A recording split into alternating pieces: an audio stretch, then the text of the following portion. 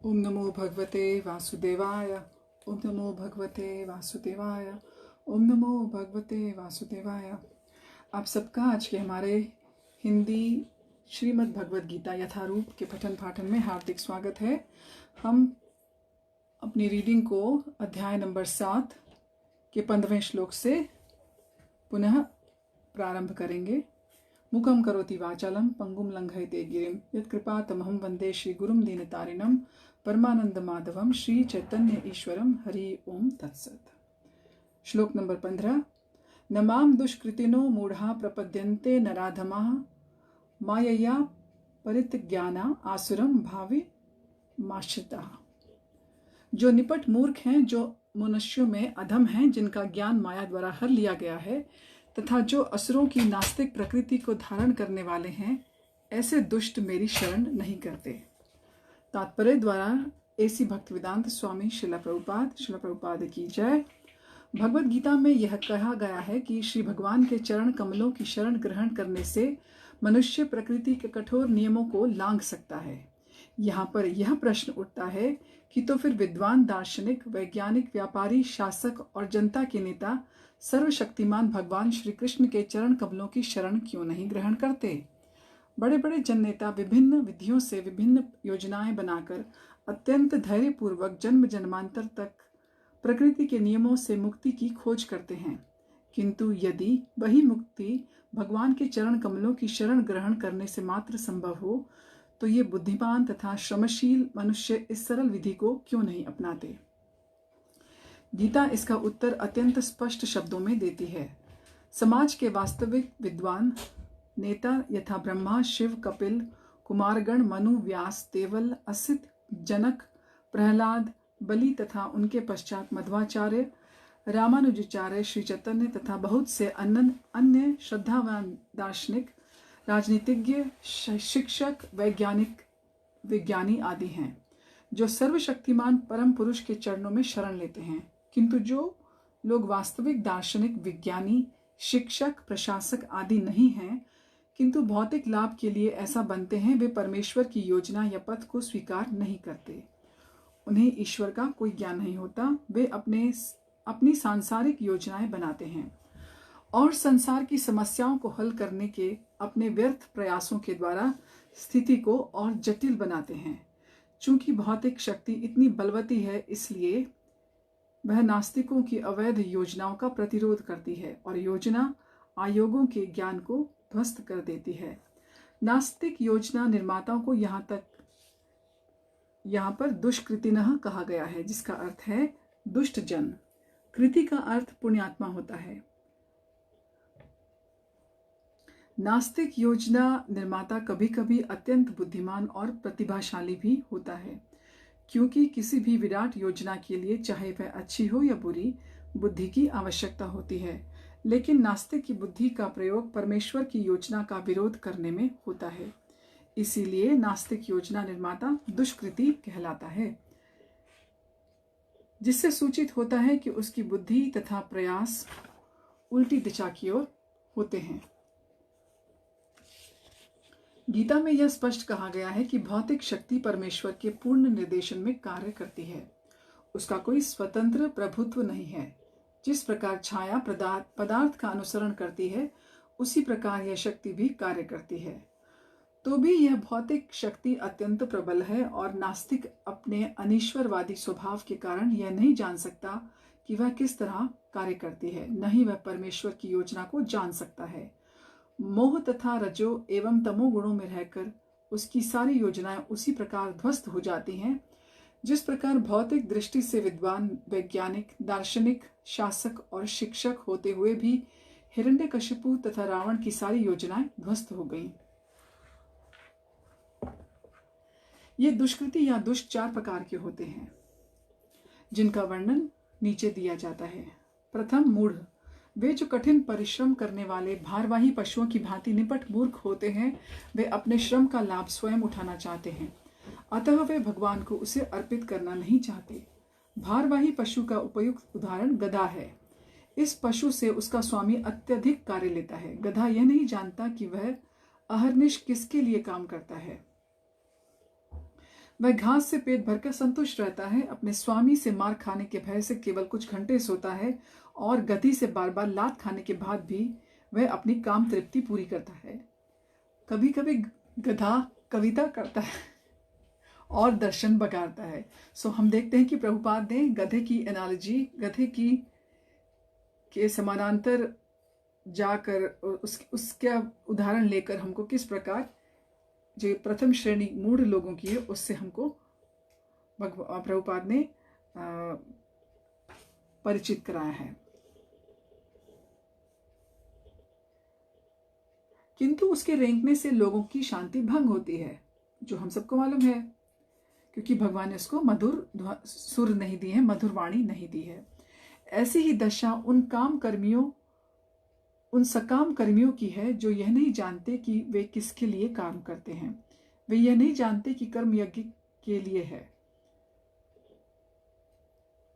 ऐसे लोग जो अपनी द्वारा उत्पन्न कर्मों के भार से दबे रहते हैं, प्रायः यह कहते सुने जाते हैं कि उनके पास अवकाश कहाँ कि वे जीव की अमरता के विषय में सुने।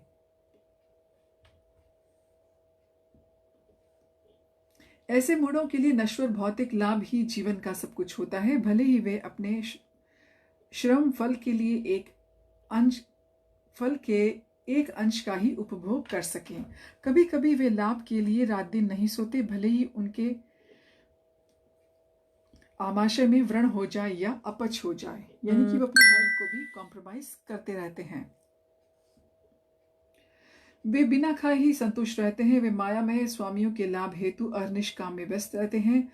अपने असली स्वामी से अनभिज्ञ रहकर ये मूर्ख कर्मी माया की सेवा में व्यर्थ ही अपना समय गंवाते हैं। दुर्भाग्य तो यह है कि वे कभी भी स्वामियों के परम स्वामी की शरण में नहीं जाते, न ही वे सही व्यक्ति से उसके विषय में सुनने के लिए कोई समय लगाते हैं। जो सूकर विष्ठा खाता है वह चीनी और घी से बनी मिठाइयों की परवाह नहीं करता है। हम जानते हैं ना कि जो पिग होता है, सूअर होता है, उसको निकृष्ट चीजें ही खाने में ठीक लगती हैं। उसी प्रकार मूर्ख कर्मी इस नश्वर जगत की इंद्रियों को सुख देने वाले समाचारों को निरंतर सुनता रहता है, किंतु संसार को गतिशील बनाने वाली शाश्वत जीवित शक्ति यानी कि प्राण के विषय में सुनने में तनिक भी समय नहीं लगाता। और दूसरे प्रकार का दुष्कृति नराधम अर्थात अधम व्यक्ति कहलाता है। तो प्रथम को प्रभुपाद बताते हैं कि उसे मूढ़ बोलते हैं, और दूसरा प्रकार है अधम, जिसको हम नराधम भी बोलते हैं। नर का अर्थ है मनुष्य और अधम का अर्थ है सबसे नीच। 84 लाख जीव योनियों में से 4 लाख मानव योनियां हैं। इनमें से अनेक निम्न मानव योनियां हैं, जिनमें से अधिकांश असंस्कृत हैं। सभ्य मानव योनियां वे हैं जिनके पास सामाजिक, राजनीतिक और धार्मिक नियम हैं। जो मनुष्य सामाजिक और राजनीतिक दृष्टि से उन्नत हैं, किंतु जिनका कोई धर्म नहीं होता, वे नराधम माने जाते हैं। धर्म ईश्वर विहीन नहीं होता, क्योंकि धर्म का प्रयोजन धर्म सत्य, परम सत्य को तथा उसके साथ जीवन के संबंध को जानना है। गीता में भगवान स्पष्टतः कहते हैं कि उनसे परे कोई भी नहीं और वे ही परम सत्य हैं। मनुष्य जीवन का सुसंस्कृत रूप सर्वशक्तिमान परम सत्य श्री भगवान कृष्ण के साथ मनुष्य की विस्मृत भावना को जागृत करने के लिए मिला है। जो इस सुअवसर को हाथ से जाने देता है वही नराधम है। शास्त्रों से पता चलता है कि जब बालक मां के गर्भ में अत्यंत असहाय रहता है तो वह अपने उद्धार के लिए प्रार्थना करता है और वचन देता है कि गर्भ से बाहर आते ही वह अपने भगवान की पूजा करेगा। संकट के समय ईश्वर का स्मरण प्रत्येक जीव का स्वभाव है, क्योंकि वह ईश्वर के साथ सदा से संबंधित है। क्योंकि जैसे हमें बताया कि हमारा इटर्नल रिलेशनशिप है भगवान के साथ, इटर्नल सदा से था और सदा रहेगा। जितने भगवान पुराने हैं, आदि हैं, उतनी ही हमारी आत्माएं भी आती हैं, क्योंकि हम उनके साथ हमारा संबंध है, उनके साथ हम उन्हीं का अंश हैं, जिसको प्रभुपाद बार बार हमें दोहरा के बताते हैं। हम उनके पार्ट एंड पार्सल हैं, हम उन्हीं का अंश हैं।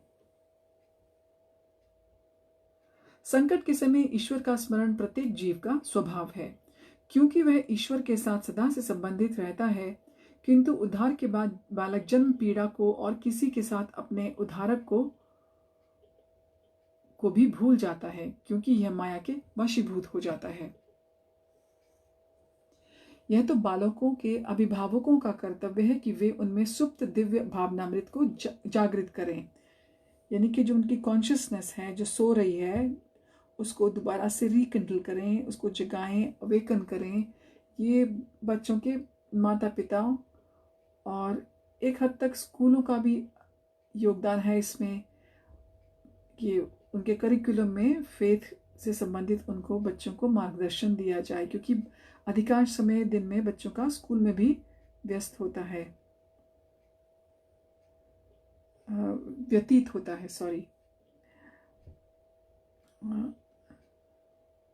वर्णाश्रम पद्धति में मनुस्मृति के अनुसार ईश भावनामृत को जागृत करने के उद्देश्य से 10 शुद्धि संस्कारों का विधान है जो धर्म का पथ प्रदर्शन करते हैं, किंतु अब विश्व के किसी भाग में किसी भी विधि का दृढ़तापूर्वक पालन नहीं होता और फलस्वरूप 99.9 यानी कि 99.9% जनसंख्या नराधम है। जब सारी जनसंख्या नराधम हो जाती है तो स्वाभाविक है कि उनकी सारी तथाकथित शिक्षा भौतिक प्रकृति की सर्वसमर्थ शक्ति द्वारा व्यर्थ कर दी जाती है। गीता के अनुसार विद्वान पुरुष वही है जो एक ब्राह्मण, कुत्ता, गाय, हाथी और चांडाल को समान दृष्टि से देखता है।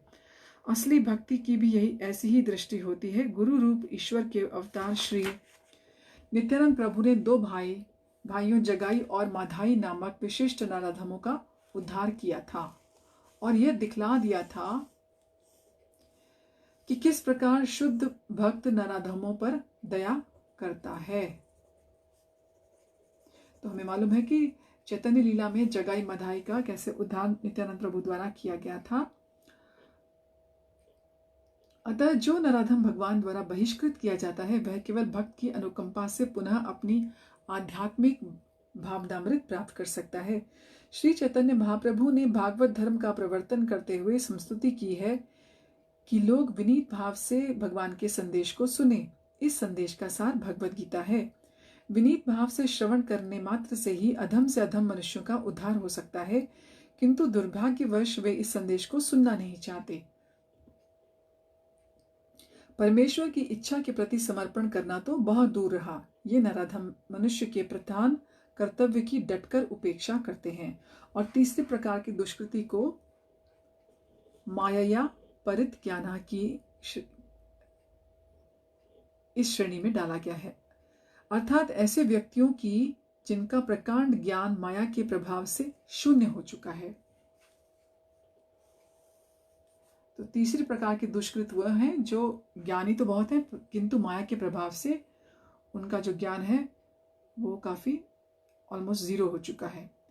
ये अधिकांशतः बुद्धिमान व्यक्ति होते हैं तथा यथा महान दार्शनिक, कवि, साहित्यकार, वैज्ञानिक आदि, किंतु माया उन्हें भ्रांत कर देती है, इन्हें भ्रांत कर देती है, जिसके कारण ये परमेश्वर की अवज्ञा करते हैं, उनकी आज्ञा का पालन करते हैं, उसकी अवहेलना करते हैं। इस समय माया परित्याना की बहुत बड़ी संख्या है, यहाँ तक कि वे भगवत गीता के विद्वानों के मध्य भी हैं। गीता में अत्यंत सीधी सरल भाषा में कहा गया है कि श्री कृष्ण ही भगवान है, न तो कोई उनके तुल्य है न ही उनसे बड़ा। वे समस्त मनुष्यों के आदि पिता ब्रह्मा के भी पिता बताए गए हैं। वास्तव में वे ब्रह्मा के ही नहीं अपितु समस्त जीव योनियों के भी पिता हैं। वे निराकार ब्रह्म और परमात्मा के मूल हैं और जीवात्मा में स्थित परमात्मा उनका अंश है। वे सबके उत्स हैं। वे सबों को सलाह दी जाती है कि उनके चरण कमलों के शरणागत बने। इन सब कथनों के बावजूद ये माया परित्याना भगवान का उपहास करते हैं और उन्हें एक सामान्य मनुष्य मानते हैं। वे यह नहीं जानते कि भाग्यशाली मानव जीवन भगवान कृष्ण के दिव्य शाश्वत रूप के अनुरूप ही रचा गया है।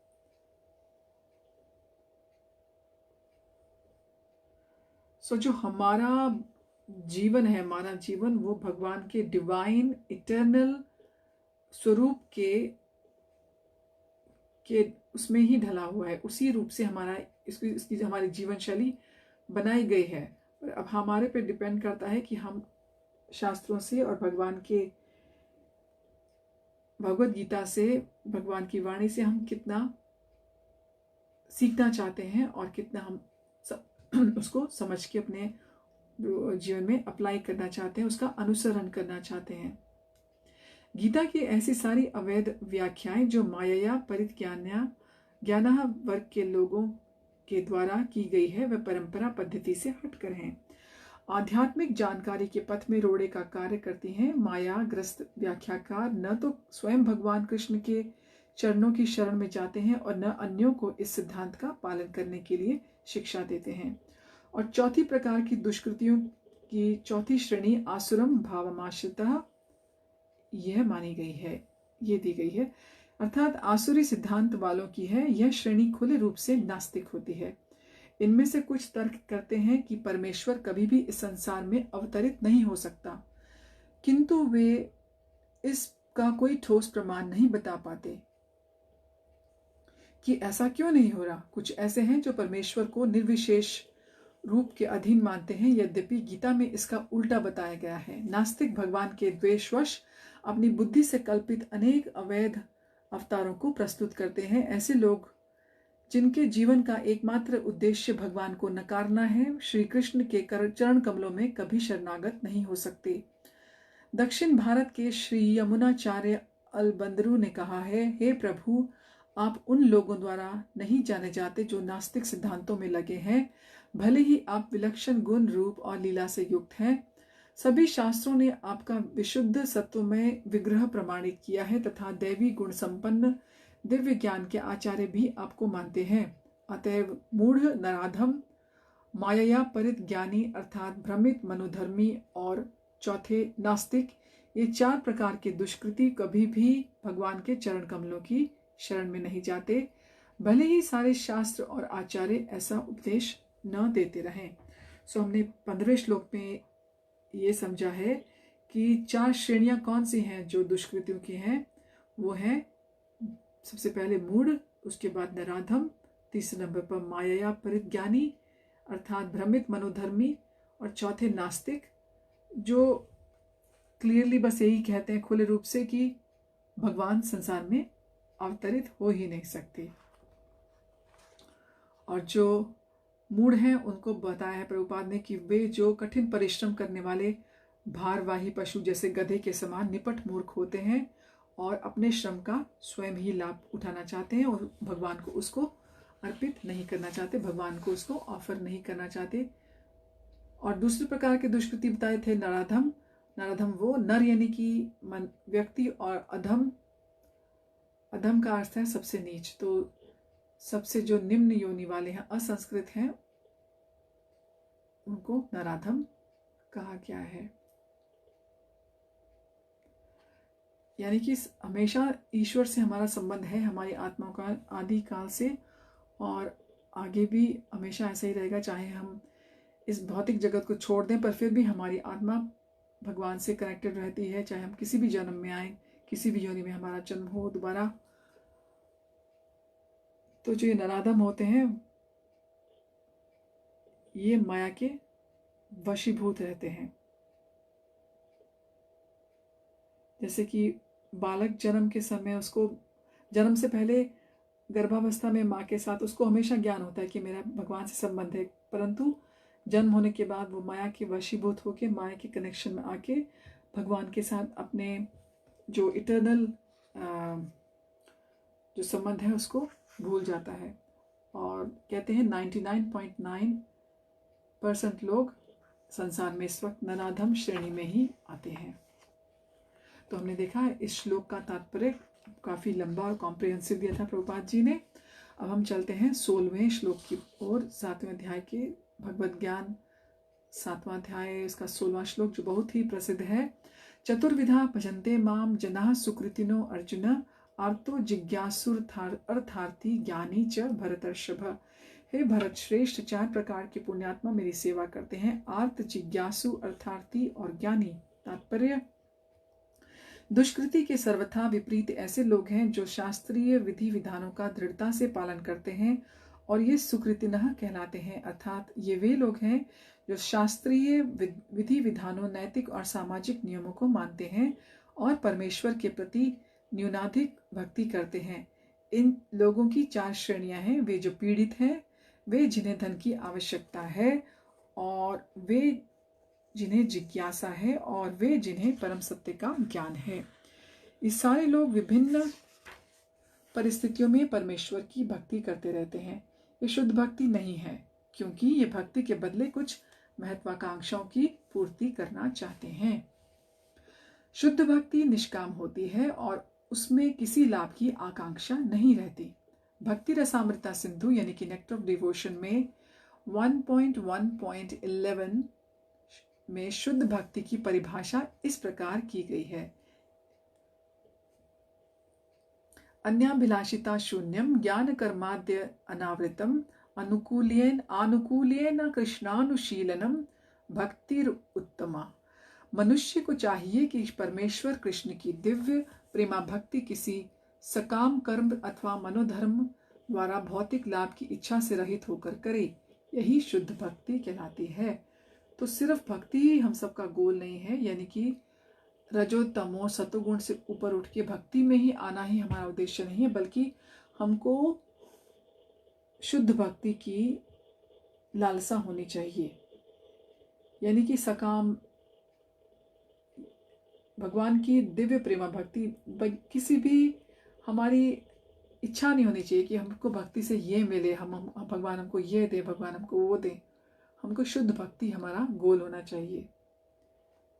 जब ये 4 प्रकार के लोग परमेश्वर के पास भक्ति के लिए आते हैं और शुद्ध भक्त की संगति से पूर्णतः शुद्ध हो जाते हैं, तो ये भी शुद्ध भक्त हो जाते हैं। जहां तक दुष्टों यानी दुष्कृतियों का प्रश्न है, उनके लिए भक्ति दुर्गम है, क्योंकि उनका जीवन स्वार्थपूर्ण, अनियमित और निरुद्देश्य होता है।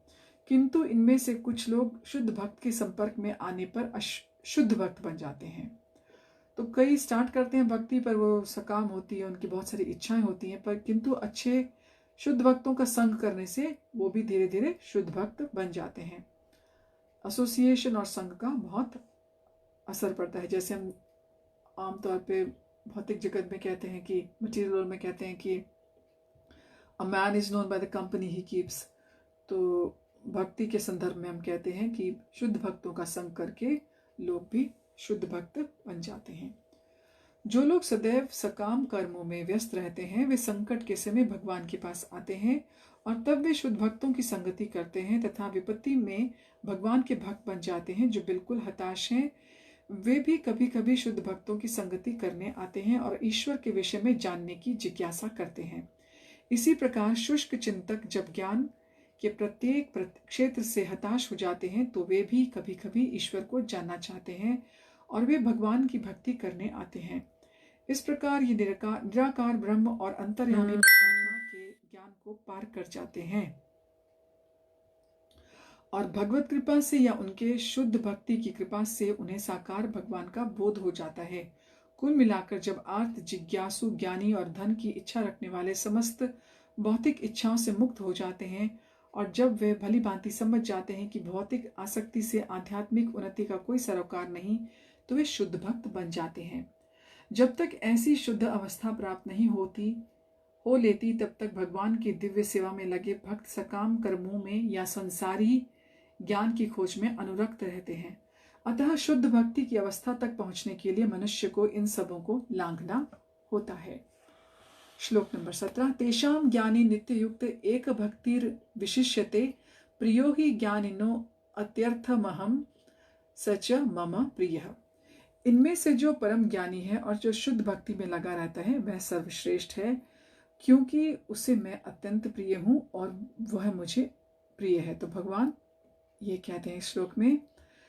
इससे पहले वाले श्लोक में भगवान ने बताया कि 4 श्रेणियां क्या होती हैं भक्तों की, और 15वें श्लोक में बताया कि 4 तरह के दुष्कृतना क्या होते हैं, और 16वें में हमको बताया कि 4 प्रकार से पुण्यात्माएं किस प्रकार से भगवान का सेवा करते हैं, जो आर्त जिज्ञासु और अर्थार्थी और ज्ञानी होते हैं। तो इसमें भगवान हमको बता रहे हैं कि जो परम ज्ञानी है वही शुद्ध भक्ति में लगा रहता है और भगवान का वो सबसे प्रिय है और भगवान उसको भी बहुत बहुत अपना प्रिय मानते हैं। तात्पर्य भौतिक इच्छाओं के समस्त कलमश से मुक्त आर्त, जिज्ञासु, धनहीन तथा ज्ञानी ये सब शुद्ध भक्त बन सकते हैं, किंतु इनमें से जो परम सत्य का ज्ञानी है और भौतिक इच्छाओं से मुक्त होता है वही भगवान का शुद्ध भक्त हो पाता है। इन 4 वर्गों में से जो भक्त ज्ञानी है और साथ ही भक्ति में लगा रहता है वह भगवान के कथन अनुसार सर्वश्रेष्ठ है। ज्ञान की खोज करते रहने से मनुष्य को अनुभूति होती है कि उसका आत्मा उसके भौतिक शरीर से भिन्न है। अधिक उन्नति करने पर उसे निर्विशेष ब्रह्म और परमात्मा का ज्ञान होता है। जब वह पूर्णतया शुद्ध हो जाता है तो उसे ईश्वर के नित्य दास के रूप में अपने स्वाभाविक स्थिति की अनुभूति होती है। इस प्रकार शुद्ध भक्त की संगति से आर्त, जिज्ञासु, धन का इच्छुक और ज्ञानी स्वयं शुद्ध हो जाते हैं, किंतु प्रारंभिक अवस्था में जिस व्यक्ति को परमेश्वर का पूर्ण ज्ञान होता है और साथ ही जो उनकी भक्ति करता रहता है वह व्यक्ति भगवान को अत्यंत प्रिय होता है। जिसे भगवान की दिव्यता का शुद्ध ज्ञान प्राप्त होता है वह भक्ति द्वारा इस तरह सुरक्षित रहता है कि भौतिक कलमश उसे छू भी नहीं पाते। श्लोक नंबर 18। उदारः सर्व एवते ज्ञानी त्वात्मैव मे मतम आस्थितः स हि युक्तात्मा मामे वानुत्तमाम गतिम। निसंदेह वे ये सब उदार चेता व्यक्ति हैं, किंतु जो मेरे ज्ञान को प्राप्त है उसे मैं अपने ही समान मानता हूं। वह मेरी दिव्य सेवा में तत्पर रहकर मुझ सर्वोच्च उद्देश्य को निश्चित रूप से प्राप्त करना चाहता है। तात्पर्य ऐसा नहीं है कि जो कम ज्ञानी भक्त हैं वे भगवान को प्रिय नहीं हैं। भगवान कहते हैं कि सभी उदार चेता हैं, क्योंकि चाहे जो भी भगवान के पास किसी भी उद्देश्य से आए वह महात्मा कहलाता है। जो भक्त भक्ति के बदले में कुछ लाभ चाहते हैं उन्हें भगवान स्वीकार करते हैं, क्योंकि इससे स्नेह का विनिमय होता है। वे स्नेहवश भगवान से लाभ की याचना करते हैं और जब उन्हें वह प्राप्त हो जाता है तो वे इतने प्रसन्न होते हैं कि वे भी भगवत भक्ति करने लगते हैं। किंतु ज्ञानी भक्त भगवान को इसलिए प्रिय है कि उसका उद्देश्य प्रेम और भक्ति से परमेश्वर की सेवा करना होता है। ऐसा भक्त भगवान की सेवा किए बिना क्षण भर भी नहीं रह सकता। इसी प्रकार परमेश्वर अपने भक्त को बहुत चाहते हैं और वे उससे विलग नहीं हो पाते। श्रीमद् भागवत में 9वें स्कंद के 4थे अध्याय के 38 यानी कि 38 श्लोक में भगवान कहते हैं, साधवो हृदयम मह्यम साधुनाम हृदयम त्वमहम मदन्यते न जानन्ति नाहम तेभ्यो मनागपि। भक्तगण सदैव मेरे हृदय में वास करते हैं और मैं भक्तों के हृदयों में वास करता हूँ। भक्त मेरे अतिरिक्त और कुछ नहीं जानता और मैं भी भक्त को कभी नहीं भूलता। मेरे और शुद्ध भक्तों के बीच घनिष्ठ संबंध रहता है। ज्ञानी शुद्ध भक्त कभी भी आध्यात्मिक संपर्क से दूर नहीं होते, अतः वह मुझे अत्यंत प्रिय हैं।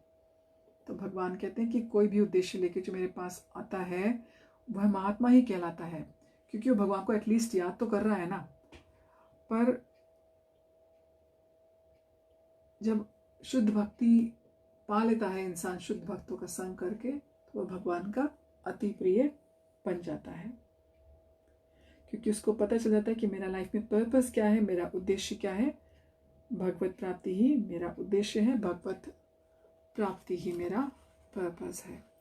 तो चलिए हम आप सबसे पुनः अगली रीडिंग में अपने इस भगवद गीता के पठन पाठन को दोबारा से कंटिन्यू करेंगे, जारी रखेंगे। और आप सबका हमारे साथ जुड़ने के लिए आभार। हरिओम तत्सत। हरे कृष्णा। जगत गुरु श्रील प्रभुपाद की जय।